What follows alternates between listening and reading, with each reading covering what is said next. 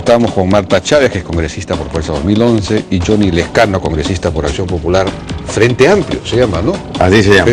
Son dos grupos políticos que se han unido, estamos trabajando juntos en el Parlamento. Muy bien, buenas noches. ¿Qué tal? Bueno, comencemos de todos modos con este tema, porque para comenzar lo que noto es una incoherencia, una discordancia entre...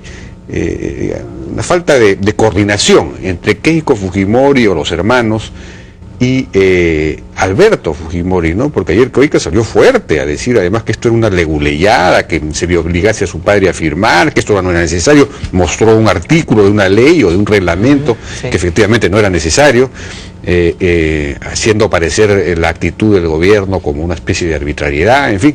Pero hoy día Fujimori, Alberto, sale con esta carta diciendo, no, yo firmo de todos modos, no se preocupen. No, Jaime, pero también ayer Keiko dijo que la decisión final de si firmaba o no era del presidente, que inclusive ella iba a ir mañana a comentarle al presidente sobre el tema y iba a obtener su parecer, ¿no? Pero ella dijo claramente, este es un tema, y no solamente lo ha dicho ayer, lo ha venido diciendo hace varios días, de que si firma o no es una decisión del presidente, del expresidente Fujimori, pero ha hecho la salvedad que debemos hacerlas todas, Jaime. El Ministerio de Justicia, que es el asesor jurídico del Estado, no puede ir contra sus propias reglas. Hay una resolución ministerial, la 0162-2010 JUS, del 13 de julio del 2010, publicada en El Peruano. Publicada en El Peruano del miércoles 14 de julio. En el artículo 16 se hace una perfecta distinción entre el beneficiario y el solicitante. Y al final el artículo 16 dice, la solicitud, leo textual, podrá ser formulada por el posible beneficiario o en su nombre por un familiar o autoridad, entidades públicas, organizaciones o cualquier persona interesada en transmitir la voluntad del solicitante, y no requiere firma letrado. O sea que esto es clarísimo. ¿Y por qué la comisión de indultos entonces ha exigido eso, que sea? Más allá del caso, Jaime, de que sea el presidente Fujimori o no, esta es una muestra de que no estamos respetando adecuadamente la legislación ni la Constitución, porque la Constitución menciona en el artículo 2, el inciso 24, que es una garantía el que nadie está obligado a hacer lo que la ley no manda, ni impedido hacer lo que ella no prohíbe. Por lo tanto, aquí está en juego algo más que el solo indulto o sola la posición de una comisión de indulto que parece ser algo adversa o animosa contra el presidente Fujimori. Está el tema de las garantías de todos. Johnny Lescano, ¿cómo interpreta usted la, posición del gobierno en esto y, en fin, lo que está pasando en general? Bueno, yo creo que esta discusión, como tú bien lo has explicado, ya lo supera la carta presentada por el expresidente Fujimori. Él ya va a firmar el pedido de indulto, y yo creo que por varias razones el gobierno está exigiendo que él mismo firme, ¿no? En primer lugar, para que se convalide desde el punto de vista político, y al emitir esta gracia, el reconocimiento de culpa del expresidente Fujimori a efecto de establecer de que esos delitos han sido debidamente sancionados. Eso por un lado. Yo creo que eso es algo sumamente importante. Lo segundo, al firmar el pedido está bueno, claro, admitiendo... estaría diciendo, señor, bueno, nosotros hemos incurrido en estos errores, en estos delitos, y usted denos esta gracia, que obviamente ese pedido tiene que ser evaluado debidamente. Yo creo que por esa, yo estoy interpretando lo que podría, yo estoy interpretando la posibilidad de la exigencia de la firma del expresidente Fujimori. Lo segundo, yo creo que esto pasa a ser una anécdota, habría que ir al fondo del asunto. Yo creo que en el pedido de indulto se están cometiendo muchos errores. Errores de que ponen al presidente que está en un estado grave, que está deteriorándose, que no puede sino estar en una situación de depresión, etcétera, etcétera, etcétera, pero presentan un autorretrato que una persona en ese estado no podría hacerlo, un autorretrato lo ha hecho antes. No, pero eso hace poco, de 4 o 6 meses, o sea, obviamente... Es parte de su terapia, pues no hay que ser tan... es que mira, una persona que está en una situación de gravedad... No está terminal. No, está bien, pero enfermedad grave que se va deteriorando y en depresión. Y de pronto ves un autorretrato de esta naturaleza, lo cual de alguna manera desvirtúa el pedido de indulto. Entonces, el mismo fujimorismo, como tú bien lo has explicado, hay una contradicción entre los hijos y el señor Raffo, indicando que están cometiendo errores, Johnny, y están poniendo en telejuicio el contenido. Hay gente que está deprimida y atiende a su familia y va a trabajar. Yo creo que no hay que ser, lo que yo rescato de lo que dice Johnny es que él está interpretando y desvelando lo que parece que es la intención que subyace al pedir que firme el presidente, porque creen que de ese modo él admite su culpa. Y no se dan cuenta, y lo mismo está diciendo Gamarra, el ex procurador, y no se dan cuenta que esto es como decir, sin la firma de Fujimori en el indulto, la sentencia de San Martín no vale nada, es un cero a la izquierda. Tan es así que necesita ser ratificada con un pedido de indulto para que valga eso. Eso ya, bueno. Es que el problema es que ustedes han puesto en telejuicio la sentencia, no la aceptan.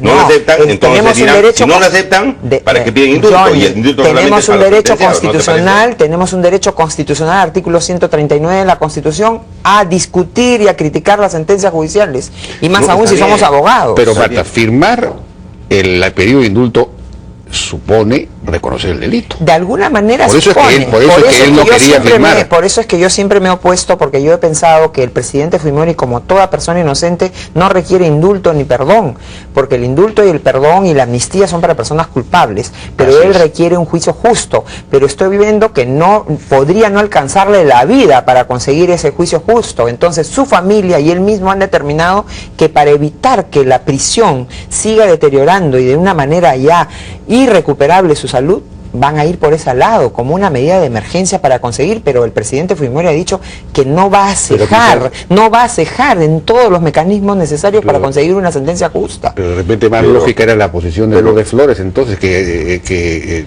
se apruebe una ley que permita un arresto domiciliario. Es que no pueden haber leyes con nombre propio, pues ahí sí ha habido una falla. He escuchado a algunas personas que dicen, se necesita dar una norma para que pueda salir. No hay leyes con nombre propio. La Constitución lo prohíbe. En ese fundamento, Marta, hay una inconsistencia. Ustedes dicen es inocente, no hay que... Es inocente. Piden un indulto, que el indulto solamente es para los sentenciados. Una medida de emergencia, fíjate, pues, hay una contradicción, y por eso le están haciendo, es una medida, Johnny, es una medida de emergencia para evitar que la carcelería dañe irreparablemente su salud. A mí me parece coherente, no va a ser solamente para Fujimori, eso va a ser para todos los sentenciados. ¿No es cierto? Esto de la detención de una persona en su domicilio, que no sea solamente para una persona, sino para todos. Porque hay un montón de personas en las cárceles que están muriendo ahí y están en estado de abandono. Pues el indulto, que pidan el indulto, o las ONGs que protegen los derechos humanos. Esto está hecho así, para que las ONGs que tienen recursos y que protegen los derechos humanos hagan algo por esa gente, ¿no? Un indulto de los últimos que se han dado a una señora que está en el hospital con cáncer, su sobrina es la que ha solicitado el indulto y se lo han dado. Dicho ese paso, justamente quería aprovechar este momento, este espacio, para señalar que he recibido una carta del señor Manuel Ramírez Pedraza, señalando, indignado en buena cuenta, que el sábado 27, es decir, el último sábado, falleció su hermano Jaime Ramírez Pedraza, que era preso. Habían solicitado el indulto incluso en 3 ocasiones, porque tenía esclerosis lateral amiotrófica, incurable, degenerativa e irreversible, y murió en la cárcel y no le hicieron caso. Pudo haber vivido más tiempo si lo hubiesen, pero hubo maltrato, hubo falta de adecuada atención. El INPE jamás le dio una sola medicina dentro del penal, ellos tenían que darle las medicinas, jamás lo registraron en el SIS, en fin, y lo abandonaron y no procesaron los indultos que pidió. Eso es repudiable, absolutamente. Una cosa increíble. Eso es repudiable, absolutamente, es sancionable, pero eso no justifica que entonces, como se ha cometido esas atrocidades con ese interno, se tengan que cometer las mismas atrocidades con el propio presidente Fujimori. Ese es el argumento. A veces dice, hay tantas personas que necesitan, entonces no le demos a él. No, que también se le den a esas personas, y sobre todo las ONGs que tienen recursos, y en lugar de andar defendiendo terroristas, que defiendan a estas personas. Era sentenciado por terrorismo. Pero da lo mismo, ¿cómo le han conseguido el indulto a un joven que está vivito y coleando por tener ¿cómo se llama esto? Diabetes, ¿no? Y está trabajando nada menos que en IDL. Así por diabetes. Pero yo creo que hay que buscar algunas fórmulas, ¿no? Una de esas ya se ha explicado, de poder ver estos casos de indulto, tramitarlos rápidamente, pero ver las otras opciones de la detención en el domicilio, que sería de gran ayuda para los demás. Yo creo que a una persona inocente no le justifica. Yo me pongo en el caso, una persona inocente, recibir esa prisión así sea en su domicilio, es una causa de perturbación, no, pero estos son casos de dolor. sentenciados. No. Todos estos casos son de sentenciados para la percepción. No son para los inocentes. Pero hay sentencias pues que ya sabemos, esa sentencia además se coordinó un año antes del juicio oral. Ahí hay que investigar muchas cosas. Pero usted, ¿por qué no han recurrido a las instancias internacionales? Es que se dan perdón, Johnny, yo he recurrido a la instancia internacional el año 2002, han pasado 10 años y la Comisión Interamericana me considera a mí que no soy ser humano porque ni me contesta. Bueno, ahora, el indulto, claro, teóricamente funciona como una admisión de culpa, pero desde el punto de vista de la percepción social, aparece como una especie de reparación para una sentencia injusta, ¿no? Si la gente piensa, bueno, sí, en realidad ya estuvo suficiente tiempo en la cárcel, ya está bien que lo indulten. Claro, hay una percepción de la ciudadanía en la mitad, está partido el Perú, mitad, ¿no? Sí, pues. Pero habría que también decir algunas cosas, ¿no? Yo creo que si tú pides un beneficio, tienes que cumplir con ciertas obligaciones. Como decían uno, hay que pagar la reparación civil, hay que pagar todos esos montos que establecen en la sentencia. Bueno, eso y no se obviamente de una u otra parte tienes tú que valorar las cosas. Pero antes ¿no es que eso, hay que aplicar el principio de no discriminación. Si a los indultados por terrorismo no les has pedido ni perdón ni que paguen la reparación, es más, ¿por qué se la vas a pedir al presidente Fujimori? ¿No? Bueno, pero están haciendo embargos a los de corrupción y terrorismo, los están embargando. Están embargando, ¿no? Podemos pasar quizás rápidamente al tema que ha sido el tema de hoy también, el asunto de la presentación de la alcaldesa, del ministro del Interior en la Comisión de Defensa del Congreso para, en fin, explicar cómo así se pudo producir ese desastre que fue el día jueves. El jueves negro. El jueves negro. Marta, digamos, usted estuvo ahí, ¿no? Sí, he estado en parte porque tuve también otra comisión y otras, he estado ahí y he preguntado de qué se trató el operativo, por ejemplo. No saben decir de qué se trató. Decían, no era un desalojo, era simplemente hacer una zona rígida. ¿no? Pero resulta que la zona rígida recién la han declarado 2 días después y han publicado una resolución de una subgerencia de transporte terrestre, de tránsito urbano, el día sábado. Es decir, el día jueves cuando entraron no tenían esa autorización de declaración de zona rígida ni la coordinación con la policía. No, pero ya estaba dada antes. No había sido publicada. No había sido publicada. Dice que tiene fecha, dice ahí fecha 5. Ahora, y salieron con el argumento extrañísimo de que no se necesita publicar, de que se cuelga en la página web. Cuando una norma que va a afectar a miles de personas puede ser publicada en la página web. Pues todavía no hemos llegado a la situación en que sobre todo los de fuerza social, se supone los que son de la base social de ese partido, tengan internet pues en su casa como para que estén viendo qué norma les perjudica. No tiene ningún sentido y han terminado rompiendo por la pita por el lado más débil. ¿A quién lo han culpado? A un coronel. Es decir, se muestran todos solidarios con el policía que se lo merece, el policía que casi fue masacrado, y sin embargo ya le están echando la culpa a un coronel. Después que la señora Villarán felicitó a ese tal gerente de seguridad ciudadana por la hazaña, y cuando se ha visto, y han tenido el atrevimiento de señalar prácticamente que fue un operativo exitoso, con 4 muertos, me hace recordar el operativo impecable, ¿no? Con 4 muertos, un operativo exitoso el día jueves, creo que no hay razón, ¿no? Sí, pues. Yo creo que el mismo ministro y el director de la policía han admitido que ha habido errores. No se coordinó con la fiscalía. No ha habido fiscalía. Porque cuando los comerciantes me llaman porque se estaban matando y cuando llegué había un muerto y no sé cuántos heridos, tuve que ir a hablar con los mismos comerciantes para que se calmaran y con el jefe de la policía. Pero no encontré representantes de nadie. Porque dice que estaban, sí, pero algo se hizo, porque ahí paró un poco la situación y le dije que no ocasionen más enfrentamientos, ¿no? Entonces, pero vi que era un operativo un poco desordenado, pues, sumamente desordenado. Ahora, como tú dices, se expidió la resolución de zona rígida, pero he leído yo los fundamentos, dice para permitir un mejor acceso en la zona. No dice para bloquear el ingreso de camiones al mercado, la parada. No dice así. Es para permitir un acceso a la zona. O sea, hay un enredo, unas contradicciones ahí que no creo que esto haya sido coordinado y planificado con anticipación. Ahora, yo tengo documentos en que el mismo municipio, que encabeza el municipio, le ofrecieron a los comerciantes privatizar los mercados. y ahí están cargadas en la página web y en los diarios, les vamos a privatizar los mercados y en otras palabras les vamos a entregar sus kioscos a cada uno.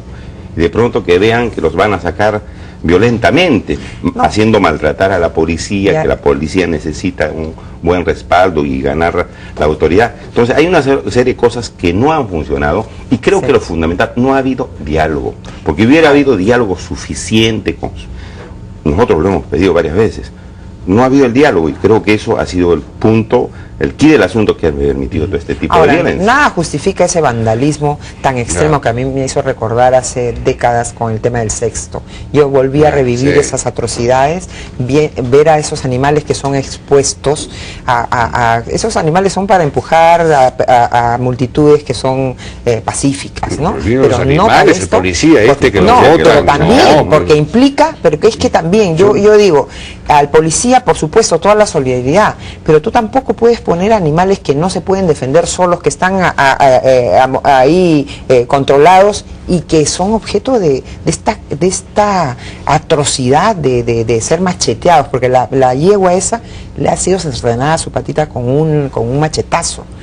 ¿Es posible alguien que pueda tener esa calidad? Ahora, dice perdóname Jaime, dice la señora Susana Villarán que los van a crear otro mercado, a los que 4.000 estibadores y cargadores que hay, los van a reubicar en otro sitio, les van a conseguir otro trabajo, y es más, el PRONA, que ya está en desactivación, dice que les va a dar alimentos. ¿De qué se trata? Y que van a hacer un parque para el migrante ahí, y yo le dije a la alcaldesa, explíqueme usted si es cierto que ese terreno fue donado con el propósito de ser un mercado de abastos. Si es así, no se puede cambiar el destino de la donación. Entonces, hacer un parque y hacer todas estas cosas, y por otra parte han señalado ahora... Hay que regenerar toda esa zona, ¿no? Así es, pero de otro lado, Santa Anita dicen que no tiene los servicios, y también pregunté, ¿tienen la conformidad de INDECI, por ejemplo? Porque se señala que ya los camiones que estaban yendo ahí ya se están regresando porque no tienen capacidad para ser asimilados, para ser recibidos. Ayer creo que han entrado varios camiones, dice el mercado mayorista de La Victoria. De la parada, de La Victoria, de la que están desalojando, porque dice que en Santa Anita no había condiciones como para trabajar. Y en efecto hay una escritura pública de donación para un mercado mayorista. Y como las leyes dicen, se tiene que destinar para esto. Ahora, se puede hacer un gran mercado ahí, modernizarlo, limpiarlo, desterrar a la delincuencia. Es cuestión de planificación para dar trabajo a los peruanos. Se va a crear mucha desocupación, va a haber, creo, un problema social, ¿no? Me da la impresión que eso va a ocurrir a la larga. Bien, yo les agradezco su participación a Marta Chávez y Johnny Lescano por haber venido al programa. Vamos a una pausa, regresamos ahora con María Isabel León. Ella es presidenta de la Asociación de Institutos Superiores Tecnológicos y Escuelas Superiores del Perú, para comentar un proyecto de ley que ha sido aprobado en la Comisión de Educación que, bueno, es muy negativo para la educación superior privada. Regresamos.